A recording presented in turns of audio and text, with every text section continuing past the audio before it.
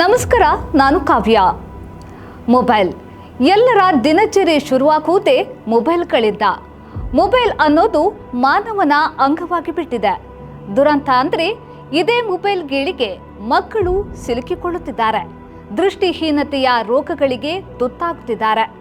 ಅಚ್ಚರಿಯಾಗ್ತಿದೆಯಾ? ಈ ವರದಿ ನೋಡಿ. ಹುಟ್ಟಿದ ಮಗುವಿಗೂ ಬೇಕು, ಶಾಲೆಗೆ ಹೋಗುವ ಮಗುವಿಗೂ ಬೇಕು. ಮೊಬೈಲ್ ಅನ್ನೋದು ಅಷ್ಟರ ಮಟ್ಟಿಗೆ ಮಕ್ಕಳನ್ನ ತನ್ನತ್ತ ಸೆಳೆದುಕೊಂಡಿದೆ.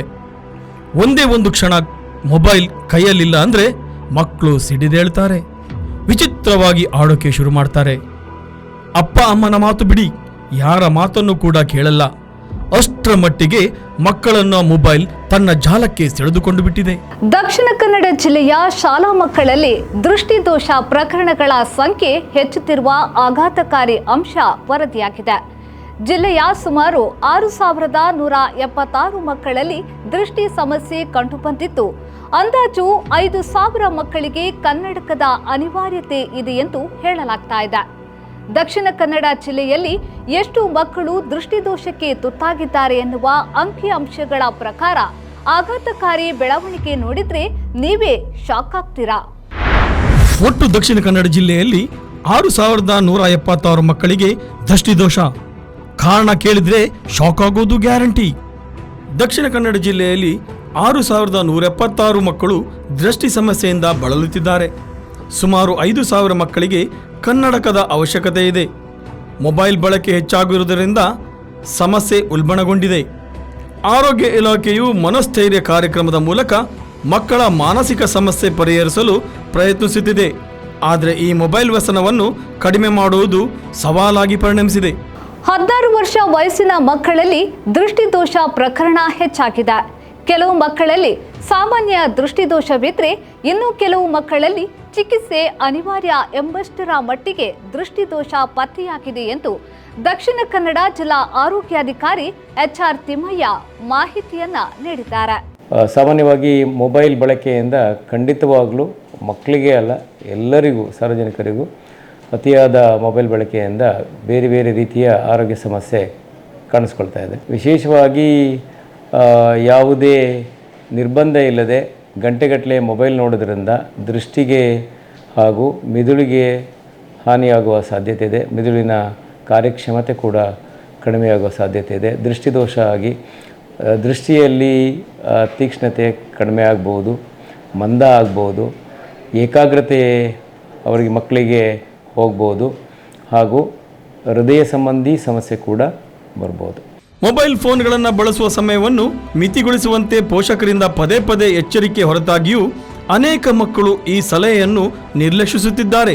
ಇದು ಕಿರಿಯ ಮಕ್ಕಳ ದೃಷ್ಟಿ ಸಮಸ್ಯೆ ತೀವ್ರತೆ ಹೆಚ್ಚಾಗುತ್ತಿದೆ. ಕೋವಿಡ್ ಬಳಿಕ ಮಕ್ಕಳಲ್ಲಿ ಮೊಬೈಲ್ ಪ್ರೀತಿ ವರ್ಷದಿಂದ ವರ್ಷಕ್ಕೆ ಏರಿಕೆ ಆಗ್ತಾ ಇದೆ ಅಂತಾರೆ ಸರ್ಕಾರಿ ಮನೋವೈದ್ಯರಾದ ಡಾಕ್ಟರ್ ಪ್ರಜಕ್ತಾ ರಾವ್ ಹವಾಲ್ದಾರ್. ಸೊ ಎಡಿಕ್ಷನ್ ಅಂತ ಹೇಳುವಾಗ ನಾವು ಯಾರಿಗೆ ಎಡಿಕ್ಷನ್ ಅಂತ ಹೇಳ್ತೇವೆ ಅಂದರೆ, ಈಗ ಪ್ರಮಾಣವಾಗಿ ಕೆಲವರು ಎಜುಕೇಷನಿಗೆ ಆಗಲಿ, ಸ್ಕೂಲಿಗಾಗಲಿ, ಅಥವಾ ಏನಾದ್ರು ಒಂದು ಟ್ಯಾಲೆಂಟ್ ಕಲಿಬೇಕಂತಾಗಿ ಮೊಬೈಲ್ ಯೂಸ್ ಮಾಡ್ತಾರೆ, ಸೋಷಿಯಲ್ ಮೀಡಿಯಾ ಯೂಸ್ ಮಾಡ್ತಾರೆ. ಅದಕ್ಕೆ ನಾವು ಎಡಿಕ್ಷನ್ ಅಂತ ಹೇಳೋದಿಲ್ಲ. ಎಡಿಕ್ಷನ್ ಹೇಳೋದು ಯಾವಾಗ ಅಂದರೆ, ಏನು ಕಾರಣ ಇಲ್ಲದೆ ಮೈಂಡ್ಲೆಸ್ ಆಗಿ ಸ್ಕ್ರೋಲಿಂಗ್ ಮಾಡ್ತಾ ಇರೋದು, ಅಪ್ರಾಕ್ಸಿಮೇಟ್ಲಿ 6 to 7 hours ದಿನಕ್ಕೆ ಅದಕ್ಕೇ ಕೊಟ್ಟಿರುವಂಥದ್ದು. ಅದಕ್ಕೆ ಜಾಸ್ತಿ ಮುಖ್ಯತೆ ಕೊಟ್ಟು ಎಜುಕೇಷನ್ ಆಗಲಿ, ಅವ್ರದ್ದು ಫ್ಯಾಮಿಲಿಯಲ್ಲಿ ರಿಲೇಷನ್ಶಿಪ್ ಇರ್ಬೋದು, ಪೇರೆಂಟ್ಸ್ ಜೊತೆ, ಫ್ರೆಂಡ್ಸ್ ಜೊತೆ, ಅದೆಲ್ಲನೂ ಡಿಸ್ಟರ್ಬ್ ಮಾಡುವಂಥದ್ದಕ್ಕೆ ಎಡಿಕ್ಷನ್ ಅಂತ ನಾವು ಹೇಳ್ತೇವೆ. ಅವ್ರು ಎಕ್ಸಾಮಿಗೆ ಓದೋದಿಲ್ಲ, ಸ್ಕೂಲಲ್ಲಿ ಮಾರ್ಕ್ಸ್ ಕಮ್ಮಿ ಬರ್ತಾ ಇರ್ತದೆ, ಫ್ರೆಂಡ್ಸ್ ಜೊತೆ ಮಿಂಗಲ್ ಆಗೋದಿಲ್ಲ, ಮನೆಯಲ್ಲಿ ಫ್ಯಾಮಿಲಿ ಜೊತೆ ಮಿಂಗಲ್ ಆಗೋದಿಲ್ಲ, ಖಾಲಿ ಒಂದು ರೂಮಲ್ಲಿ ಕೂತ್ಕೊಂಡು ಖಾಲಿ ಮೊಬೈಲ್ ಇಟ್ಕೊಂಡು ಅದರಲ್ಲೇ ನೋಡುವಂಥದ್ದು ಜಾಸ್ತಿ ಕಂಡು ಬರುತ್ತೆ. ಎಷ್ಟು ಮಟ್ಟಕ್ಕಂದರೆ ಲಾಸ್ಟ್ ಜಾಸ್ತಿ ಪ್ರಮಾಣ ಆಗುವಾಗ ತನ್ನ ಸ್ನಾನ ಮಾಡೋದು ಕಮ್ಮಿ ಆಗುತ್ತೆ, ಅವ್ರದ್ದು ಸೆಲ್ಫ್ ಕೇರು ಕಮ್ಮಿ ಆಗುತ್ತೆ. ಆ ರೇಂಜಿಗೆ ಅವರಿಗೆ ಫೋನಲ್ಲಿ ಎಡಿಕ್ಷನ್ ಜಾಸ್ತಿ ಆಗುತ್ತೆ. ಮಕ್ಕಳಲ್ಲಿ ಇರೋದೇ ಹತ್ತಿರವಾದ ದೃಷ್ಟಿ. ಮೊಬೈಲ್ ಅನ್ನು ಜಾಸ್ತಿ ಬಳಕೆ ಮಾಡೋದ್ರಿಂದ ಹೈಪರ್ ಮೆಟ್ರೋಪಿಯಾ ಆಗುವ ಸಾಧ್ಯತೆಗಳು ಇರುತ್ತವೆ.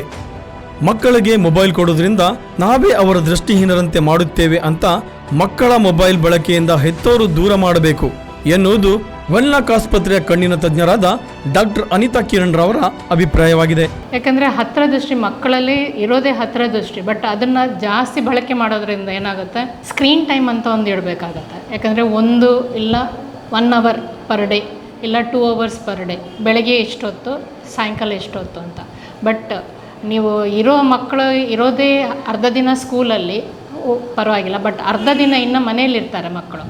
ಆ ಟೈಮಲ್ಲಿ ನೀವು ಮೊಬೈಲನ್ನು ಕೊಟ್ಟು ಮಕ್ಕಳಿಗೆ ಹತ್ತಿರದೃಷ್ಟಿ, ಮೊದಲನೇ ಮಕ್ಕಳಲ್ಲಿ ಹತ್ತಿರದೃಷ್ಟಿ ಇರುತ್ತೆ, ಅದು ಇನ್ನೂ ಜಾಸ್ತಿ ಯೂಸ್ ಮಾಡಿ ಏನಾಗುತ್ತೆ ಹೈಪರ್ ಮೆಟ್ರೋಪಿಯಾ ಅಂದರೆ ಅವರಿಗೆ ದೃಷ್ಟಿದೋಷ ಇರಲ್ಲ, ಬಟ್ ನಾವೇ ಅವ್ರಿಗೆ ದೃಷ್ಟಿದೋಷ ಕೊಟ್ಟಂಗೆ. ಸೊ ಆದಷ್ಟು ಮೊಬೈಲನ್ನು ಆಗಲಿ, ಇಲ್ಲ ಡೆಸ್ಕ್ಟಾಪ್, ಇಲ್ಲ ಲ್ಯಾಪ್ಟಾಪ್ ಆಗಲಿ, ಪಾಮ್ ಟಾಪ್ ಆಗಲಿ ಬೇಕು, ಅದನ್ನು ಬಳಕೆಯನ್ನು ನಾವು ಹಿತಮಿತದಿಂದ ಯೂಸ್ ಮಾಡಬೇಕು. ನಾನು ಅದೇ ಹೇಳಿದ್ನಲ್ಲ, screen time is very important. ಅದೇನೇ ಇರಲಿ, ಮಕ್ಕಳಲ್ಲಿ ಮೊಬೈಲ್ ಬಳಕೆಯ ಬಗ್ಗೆ ಹೆತ್ತವರು ಗಮನ ಹರಿಸಿ ತಮ್ಮ ಮಕ್ಕಳನ್ನ ಅಂಧತ್ವದಿಂದ ಹೊರಬರಲು ಮಕ್ಕಳು ಮೊಬೈಲ್ ಬಳಸದಂತೆ ಎಚ್ಚರ ಇರಲಿ ಎನ್ನುವುದೇ ನಮ್ಮ ಆಶಯ. ಇದಾಗಿತ್ತು ಈ ಹೊತ್ತಿನ ವಿಶೇಷ. ನಿರಂತರ ಸುದ್ದಿ, ಮಾಹಿತಿ, ಮನೋರಂಜನೆಗಾಗಿ ನೋಡ್ತಾ ಇರಿ V4 ನ್ಯೂಸ್.